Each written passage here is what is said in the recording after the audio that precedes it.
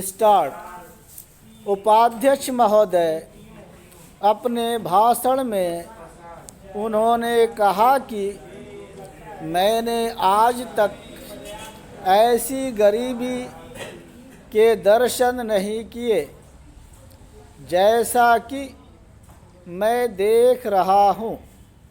ऐसी गरीबी जब हम स्वतंत्र नहीं थे तब अवश्य देखने को मिलती थी, लेकिन स्वतंत्रता के पश्चात मैं पहली बार ऐसी गरीबी देश के किसी भाग में देख रहा हूँ।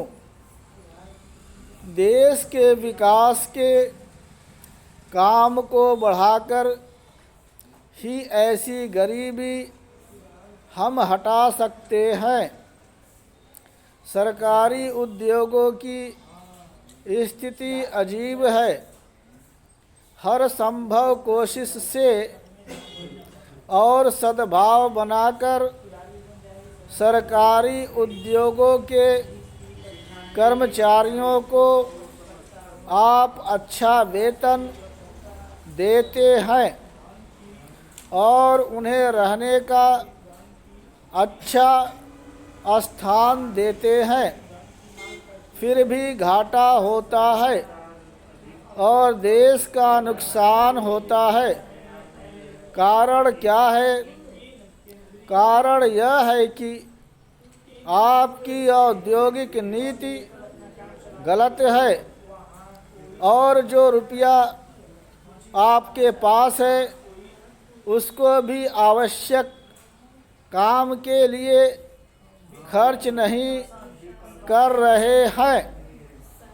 एक तरफ बोकारो के लिए 600 करोड़ रुपया रख रहे हैं और दूसरी ओर राजस्थान नहर को पूरा करने के लिए आप कहते हैं कि हमारे पास पैसा नहीं है। एक और महाराष्ट्र के अंदर आप नई चीनी मिलें खोल रहे हैं और दूसरी ओर उत्तर प्रदेश और बिहार के अंदर कारखाने बंद हो रहे हैं। या जो उनकी क्षमता है उस पर पूरे तौर पर काम नहीं कर रहे हैं। यह कोई औद्योगिक नीति नहीं है। इसलिए यह कहना ठीक नहीं है कि हमारी औद्योगिक नीति सफल हुई है। मंत्री महोदय कहते हैं कि वे सिंचाई के लिए एक सिंचाई आयोग बनाएंगे। अच्छी बात है, मगर सिंचाई की क्या हालत है हमारे देश के अंदर, यह भी तो देखिए।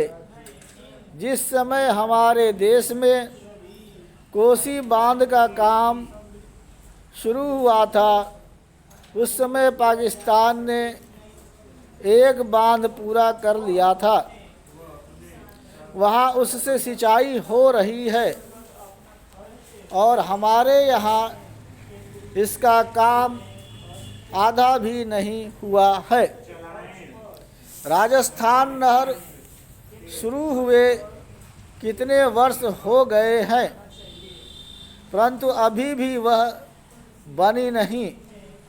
हमारे यहाँ कोई ठीक तौर तरीका नहीं है।